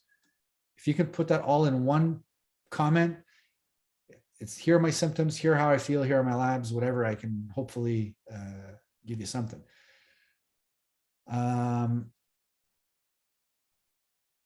Okay, price, my prolactin came in at 45. The range is 2 to 18. And my endo ordered me to get a complete MRI to check for any type of tumor around pituitary. My test is at 199. Do you suggest still getting on TRT? No, I suggest getting the MRI. If you have a tumor that is, and these tumors are not benign, okay? These aren't tumors that, it's not like a brain tumor is gonna kill you, okay? It's a small tumor that's found on the pituitary and causes the pituitary to create more prolactin, okay? When you have elevated levels of prolactin in the body, it will suppress testosterone, okay? So if you do have that, first of all, they're going to check to see, is this a tumor that can be fixed somehow, depending on where it's located and whatever else, or they may give you a medication such as cabergoline or the other one. There's another one that helps lower prolactin levels. So it's going to prevent the pituitary from creating so much prolactin. Prolactin levels will drop, and then hopefully your testosterone levels would come up. So I would definitely do that MRI first and see. When I got on TRT, my prolactin levels were above the range, but just slightly above the range. And I didn't even know about this stuff. And the head endocrinologist in Montreal didn't know about this stuff. That's how much endos know about this stuff, which is usually nothing. Now, what I've read is that usually your prolactin levels have to be extremely high to suspect a pituitary adenoma. But I've seen plenty of doctors these days, if it's elevated above range, they check it anyway as a just in case, just to determine why testosterone levels are down. Because when you're getting an evaluation done, you're evaluating why your levels are low to begin with, right? So if you got very, very high elevated prolactin, that's going to be a reason why. So now they have to say, okay, well, why is prolactin elevated? And can we mitigate this issue? And that hopefully it'll bring testosterone levels up, and then the guy won't have to get on TRT, right? Bruno da Silva, intramuscular versus sub-Q. Okay, guys, give me a second here. I'm gonna, bear with me a second. Can I do this? Just bear with me a second, rename. Hold on. I forgot once again to change my name because I'm using Stephen Devos's account, and sometimes I forgot to change my name. I forgot last week and I forgot this week. So now at least it says Danny Bossa. Cool. Intramuscular versus sub-Q, which method is best absorbed? That is going to depend. I have not seen anybody who claims that they are on, let me just fix my camera again. Sorry, guys. I'm trying to do a lot of things at the same time here. There we go. I have not seen anybody on intramuscular shots claim that their bodies are not absorbing testosterone. I have seen guys on subcutaneous shots who report their bodies are not absorbing testosterone. Now, I'm finding that for most guys, if they're on intramuscular shots or subcutaneous shots, it doesn't really seem to make that much of a difference. I'm one of those guys. I've done labs on intramuscular. I've done labs on sub-Q. My levels don't change. They're pretty much the same. So for me, it's the same. Now, if you're the type of guy that you're on a reasonably high dose of testosterone, you're doing subcutaneous shots, and you're just finding it curious that your levels aren't as high as you'd expect them to be, I would strongly recommend trying intramuscular. Try intramuscular and see, does that raise your levels up? If it does, well, that demonstrates that your body wasn't really absorbing it sub-Q. If it doesn't have any impact, then just do whatever you prefer. Okay, so I don't have a preference. However, when I'm dealing with guys with single-digit SHBG, they're really, really low SHBG, or they're hypersensitive to testosterone, or they're hypersensitive to anxiety or insomnia, and I'm getting them to do daily shots for a while, just so we can kind of figure out what their total testosterone, what their ideal weekly testosterone is. The notion of doing daily shots intramuscularly kind of bothers me. Now, if you can get by doing these subcutaneous and get levels, then fine. So it really, really all depends. To say, let's say for example, you got a guy, I spoke with one this week, a guy who's doing intramuscular shots, but he can only inject in his left delt. He uses his right hand to inject. He only injects in his left delt. And he wants to do daily shots, but he's afraid to inject anywhere else. So he's going to be putting a hole in his delt like 7 times a week, week after week after week after week. That will eventually cause some scar tissue. If you're going to do that, I would much prefer just using a really, really tiny needle and doing subcutaneous shots. Okay. We're not worrying about damaging muscle fibers and whatever else. So I hope that answers that question. Clarence Middlebrooks, I was on TRT for at least 6 months or more, and things were great. Then later, my PSA prostate levels started to go up, and my doctor asked me to stop with TRT and see a urologist. Do not stop TRT. Your doctor is an idiot. You've been on testosterone replacement therapy for 6 months. Your testicular function has been completely suppressed. Okay. If you stop TRT just cold turkey because of, oh, I have this prostate issue, it must be that, that's going to be problematic. Your testosterone levels are going to crash, and now you're going to wind up with a ton of issues that are going to vastly supersede the issue you were having with the prostate. Okay. I would deal with a urologist who also knows about testosterone replacement therapy. Dr. Jordan Grant, who's done tons of videos on the channel, will never tell anyone to get off testosterone replacement therapy. He's a urologist and surgeon. Okay. He's an expert at this stuff. He's not getting any of his guys to get off. They are addressing prostate issues with whatever means that they have. Now, sometimes you could say, if you say I lower my dose a bit and my prostate issues improve, maybe you have a lot of testosterone that's getting converted into DHT. Could it happen? Yes, you'll have to address that with the urologist. But I would not recommend just getting off it entirely cold turkey and have your testosterone levels tank. That's not a nice place to be by any stretch of the imagination. Clarence, is this part of the history of taking TRT, prostate? Okay, now so Clarence, I just rereading your question again, PSA prostate levels. So you're basically seeing your PSA levels go up, okay? Now, Dr. Grant has discussed this at length, that PSA itself is also an intrauterine hormone, just as estradiol is, okay? So measuring PSA doesn't really give you a clear picture of what's happening with the prostate, okay?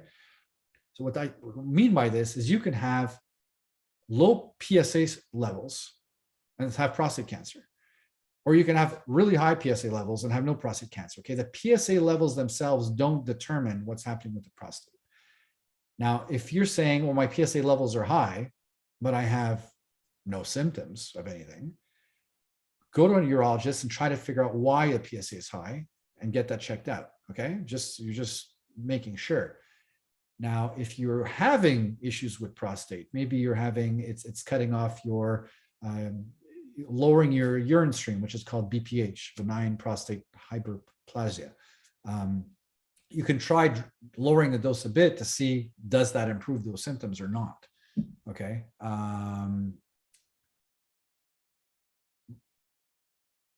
Just trying to think what else I can add here. You cannot just use PSA as a number. So if your question is specifically regarding PSA numbers per se, I would not change anything. I would go to a urologist and find out why PSA is high. Okay, best answer I can give you there. Keep Fit Dadiuk says, hi, would you consider 200 milligrams test E and tren E for 15 weeks would be harmful? Okay, this is a cycle question and I ain't gonna go there. Okay, we're not, guys on TRT are not doing tren. I would go to a bodybuilding channel or something like that for that. I'm just gonna go down to check to see if there's any other super chat. There are.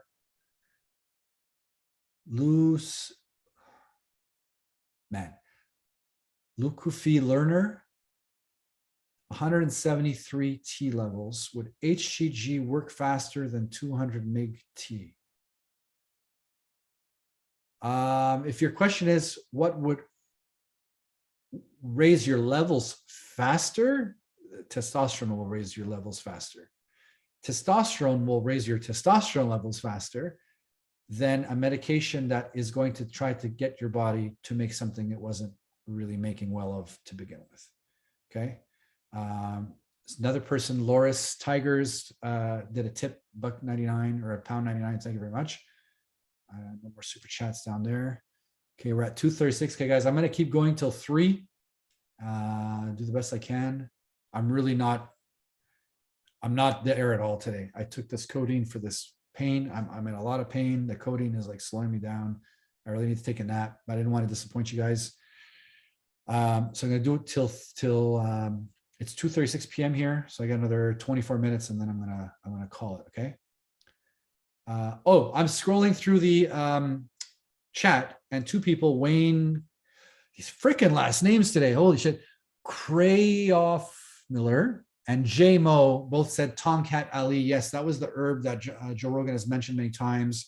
It's an herb found in some of these testosterone boosters. Now, how well does it work? There's a guy named Peter Gatelin that said the same thing. How well does it work? Will depend. If you're a natty guy, not on testosterone replacement therapy, you can try getting your hands on Tomcat Ali. If you take it, say, oh my God, I feel so much better. And do that. Do that. If you take it and it doesn't help, well, then you're probably going to want to look into testosterone. Okay. My bad, 250.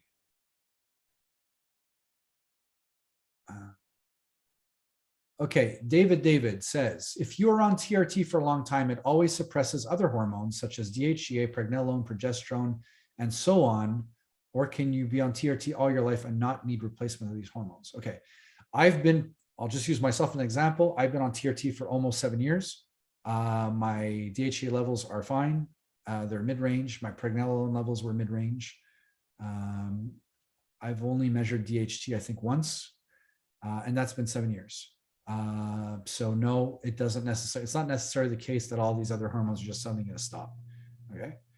Measure them. If you have a deficiency, you can try bringing them up. If you are really, really concerned about pregnenolone or whatever else, and you see that your pregnenolone levels are extremely low, try adding a bit and see how you feel. Do I feel better when I bring these levels up, or do I feel the same, or do I feel worse? Okay. Our cup, my question got hopped over. Sad. Okay. Our cup, I'm going to have to go through the chat. I didn't miss you on purpose. Our cup.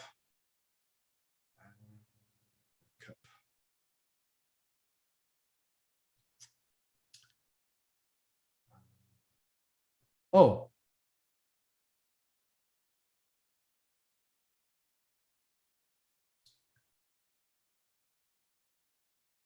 Okay, yeah, there's some questions I missed at the beginning. I'm really sorry.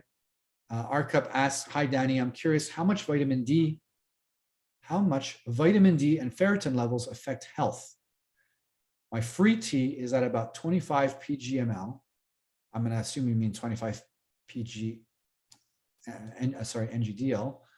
Sorry. Sometimes when I'm looking at the chat box, it'll move all of a sudden. And I got to find it. Okay, here we go. Hi, Danny. I'm curious how much vitamin D and ferritin levels affect health. My free T is at about 25 pgml. No, it's going to be NGDL, but I still feel like trash. Ferritin came back at 36 and D at 33. Still have ED, fatigue, etc. Vitamin D is absolutely critical for health. That is one vitamin, which is actually a hormone that you want to have optimized. 36 is definitely low, or sorry, 33 is definitely low. 5,000 IU a day will get you out of that deficiency within, you know, a couple of weeks, month, or whatever else. Ferritin came back at 36. Still have ED. I don't know what your protocol is. I don't know how often you're injecting. I don't know how much you're injecting. I don't know, when you're saying trash, what your symptoms are. I don't know if you've ever tried more. You're asking how much do vitamin D and ferritin levels affect health. I mean, if you're deficient in either of them, it's a problem. Okay, so you definitely don't want to be deficient in either. There was another question right above from Robert Simpson. Does having one testicle increase chances of low testosterone? Yeah. Okay. Your testicles are like factories. Okay. So you've got two factories. If one factory closes down, what do you think happens? Right. That's pretty straightforward there. Let me get back down to where we were.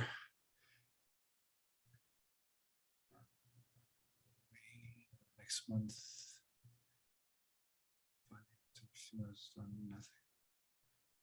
Okay, so Wayne also asks, starting HCG next month, I find being on 120 milligrams of test. Oops, scrolled again, sorry.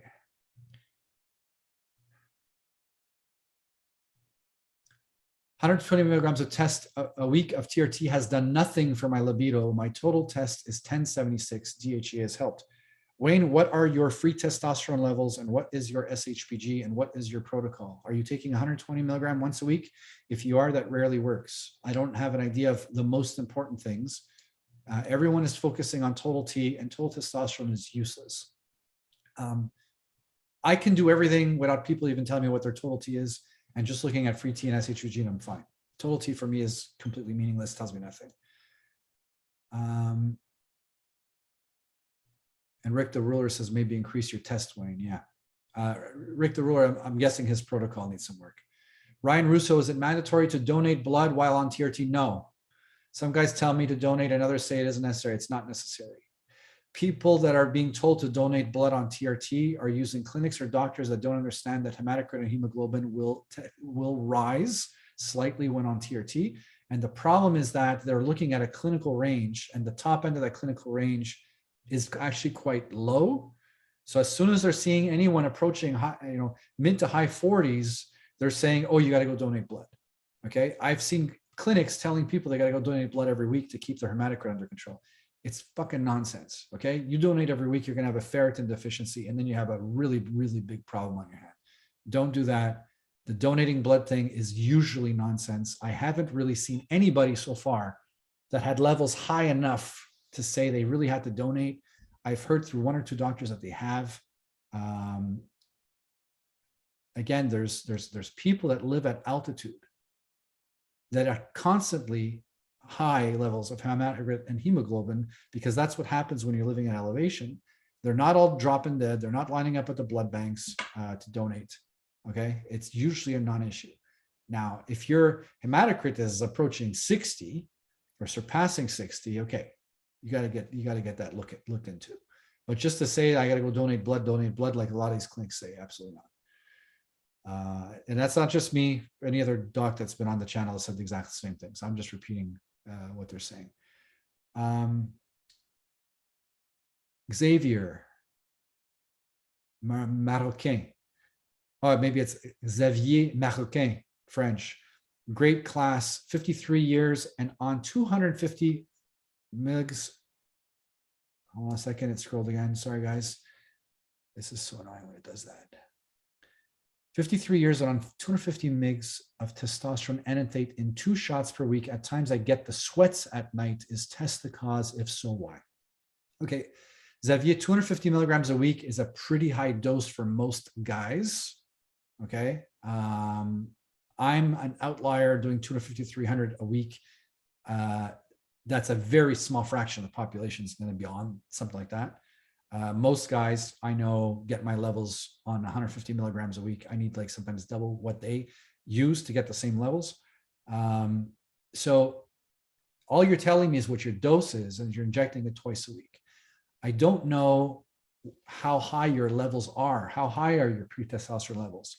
You know, if you've got low SHBG and your free testosterone levels are hitting like 80 on that dose, yeah, it's gonna probably be very, very tough on your central nervous system. It's going to be very stimulating. It's going to keep you up, insomnia, night sweats, maybe feel anxiety. But I don't know what your levels are.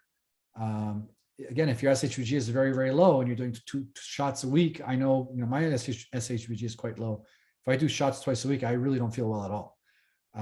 So I need to know more about what your levels are, what your protocol is to be able to really answer. Detroit diesel, is it uncommon to achieve 1,000 nanogram per deciliter total on 60 milligrams a week? I think I'm in the minority. If you're getting 1,000 milligram total on 60 milligrams a week, yes, you are like in the bottom 1%, probably. 1,000 NGDL on 60 milligrams a week, yeah, you're probably in the 1%, maybe even less than the 1%. That's definitely it. You're in the minority for sure. What is pissing me off, I'm getting a lot of guys from Canada going to this place called On Men. They're starting guys off at 60 milligrams a week with aromatase inhibitors. And I just want to get my hands around them and strangle them. Okay. If you guys are at On Men being prescribed 60 milligrams a week, please run for your life and find someone else. I know that there's not a lot of choices in Canada, but starting a guy off at 60 milligrams a week is chemical castration, and being put on multiple milligrams a week of aromatase inhibitors is absolutely crazy. It is detrimental to your health. I'm actually trying to find a way to report them to the medical boards. So yeah, that's Detroit diesel. I wonder if you're in Canada and dealing with On Men, wouldn't be surprised. Wayne, not necessary for TRT to give blood work. I'm on 120 milligrams and I have 1076 total test. Yeah, your total test, doesn't tell me anything. You might as well have 10,000 total tests. Doesn't tell me anything. Every time this thing scrolls. Sorry guys, I'm trying really, really hard at this. Every time I'm reading a question, it ends up scrolling. Okay, is it common, Rick? Maybe your total test needs to be closer to 1,300. Again, Rick, we don't know what his protocol is or his free test is. SHBG, we have nothing. Robin Hood, giving a Porsche motor in a Mini Cooper, is TRT the same? I wouldn't say it's the same, Robin Hood. Okay, the question was putting a Porsche motor inside of a Mini Cooper. You have to understand that when it comes to automotive, I'm going to give you an example. Okay, I ordered in December an M3 competition. It's got 510 horsepower. It's an inline 6. Now that engine is designed for the chassis. Okay. Now if I was to get the engine from a Bugatti Veyron and put it in my M3 would fall apart. My M3 would never be able to handle that kind of power. So it's not really a good analogy. You're not putting in a more powerful engine. You are putting in something that your body requires to thrive. Okay, so you have to say to yourself, the better analogy would be this. You have a Mini Cooper that you got brand new, and when you got it brand new, the engine worked really, really, really well. And then with time, something happened and the engine wasn't working so well anymore. So should I put a Porsche engine or put a Bugatti Veyron engine? Well, no. You would want to put the same engine, but an engine that works well. Okay, so adding the TRT would be the equivalent of saying your engine isn't working really well, but you're low on oil and you're low on gas and you haven't done any maintenance. We're going to fix up your engine. We're going to give the engine what it needs to work optimally. Okay, now that engine should be able to output the same amount of effort and power that it did had you had ample levels to begin with. All right, so that analogy you're talking about of replacing, you're not replacing the engine. Okay, the TRT is not an engine. It's not a fuel. Okay, you can't look at it as fuel. Testosterone will attach to receptors in the body and send out instructions. It will tell the body what to do. And if you don't have enough testosterone, you're not getting that same instruction. You're not getting that same effect at the receptor. As simply as I can explain it. Detroit Diesel, I feel great on 60 mg, no complaints. And you are definitely in the bottom of the population. Don't change anything. If you're doing that, and I keep telling everyone, if you are doing something and you feel good, and it's the minimum amount required for you to feel good, do that. Okay. Again, this doesn't imply, oh, I take 2,000 milligrams of test a week and I feel good.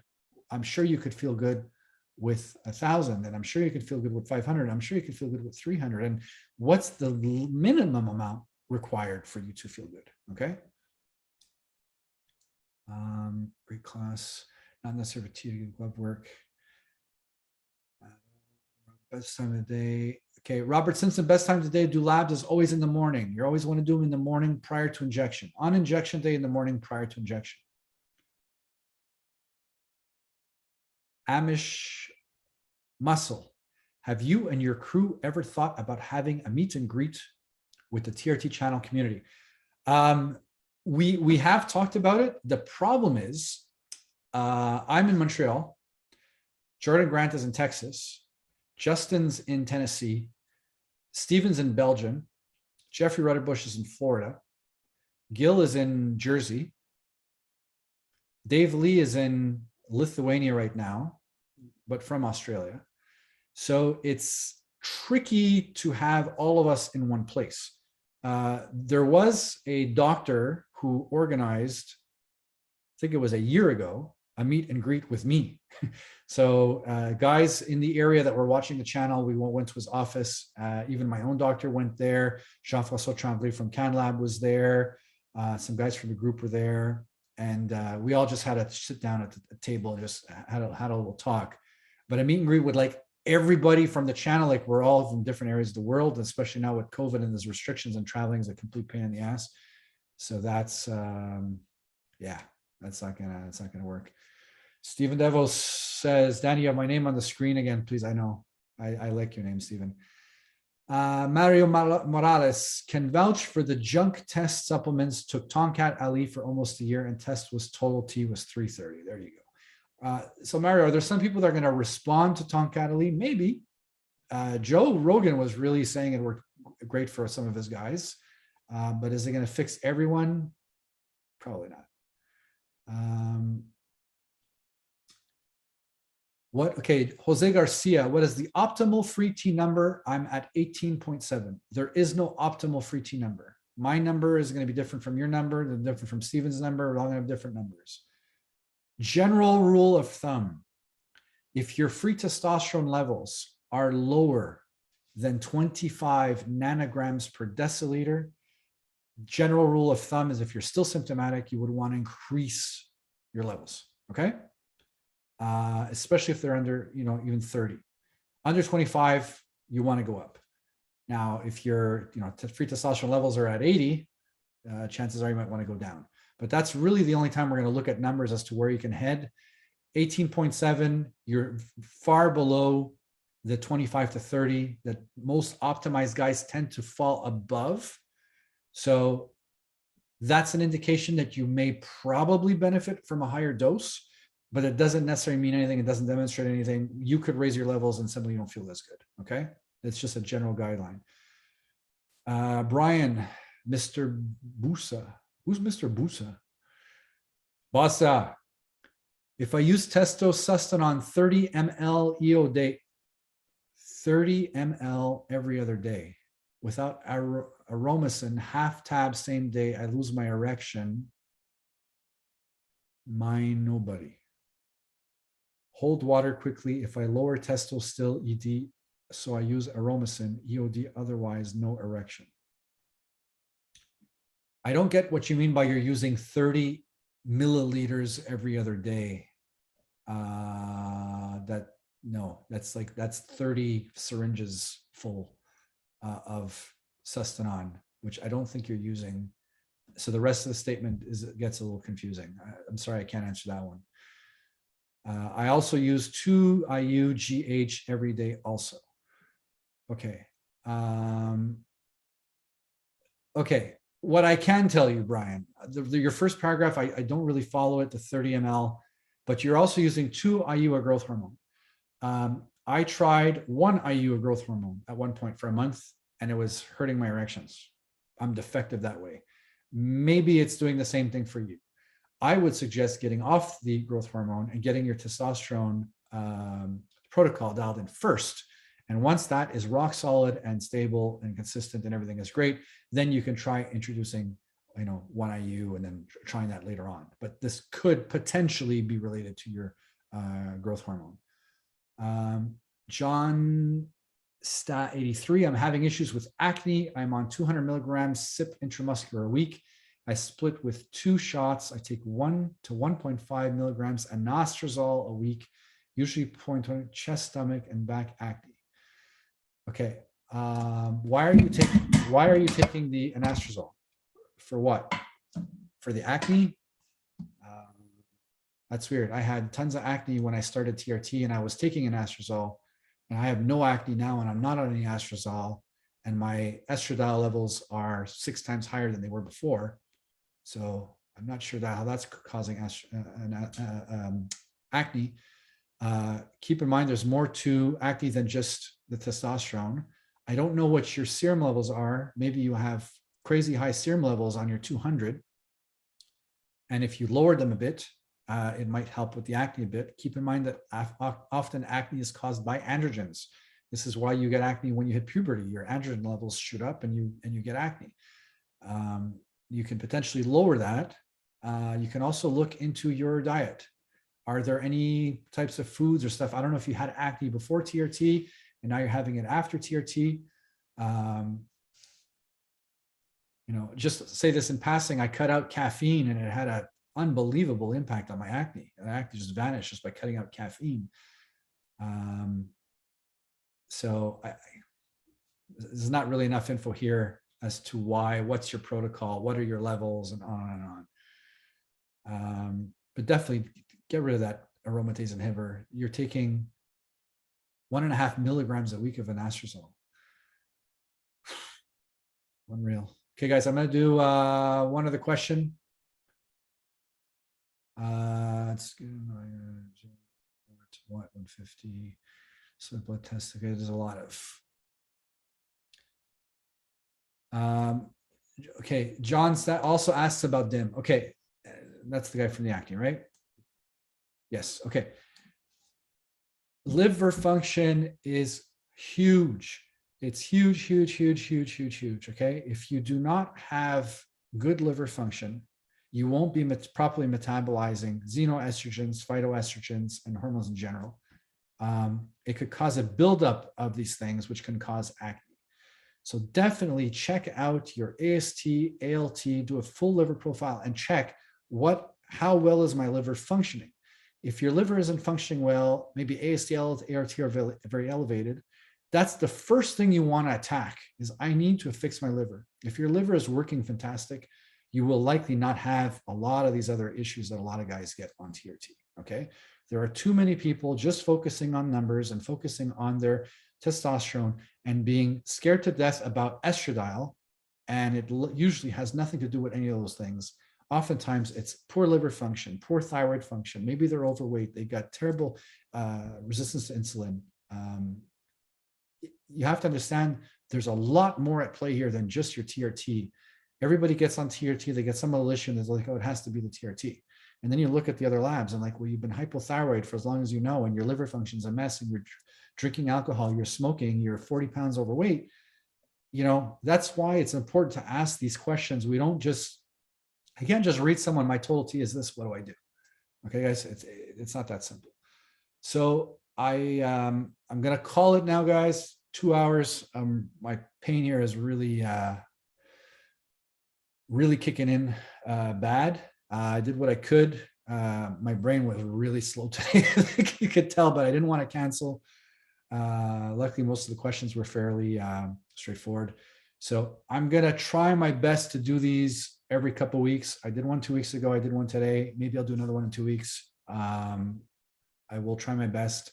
I am going to find the study about the hematocrit and hemoglobin. I'm going to post it as a comment under this video so that you can go look. And that's it. I hope it was helpful. I hope I got to answer some of your questions. Guys, anytime you're on these live chats, the more information you can provide, the better. Okay. If you want me or Dave or Gil or whatever to answer a question, provide. I'm 48 years old. I'm 6 feet. My body fat is under control. I'm less than 20% body fat.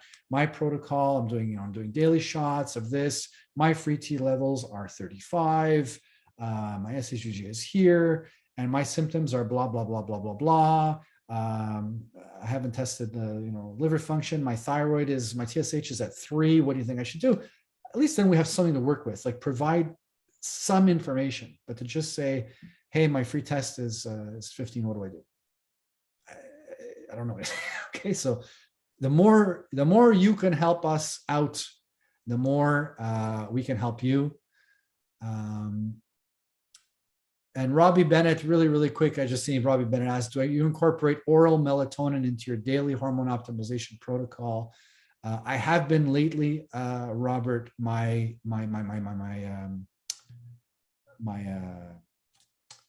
nocturnal my diurnal system is totally off. I'm so slow today, I can't even remember the goddamn word.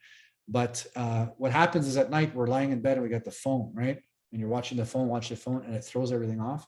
So I've been trying to get off the phone earlier, and I take some melatonin before bed. And I've been jacking up slowly that dose of melatonin. Melatonin also has huge anti-cancer properties. So a lot of people are taking it just for the benefits of the anti-cancer properties. It's got a lot of function in the body. So that's it, guys. So yeah, I was trying to say, help us to help you. The more information you can provide, the more feedback we can give. Okay, because some of you, I'm sure, are posting questions with very, very little information, and then we provide very little feedback back, and you're like, oh, the guy let him down. And no, we need more information than that. Okay, so enjoy the rest of your weekend, and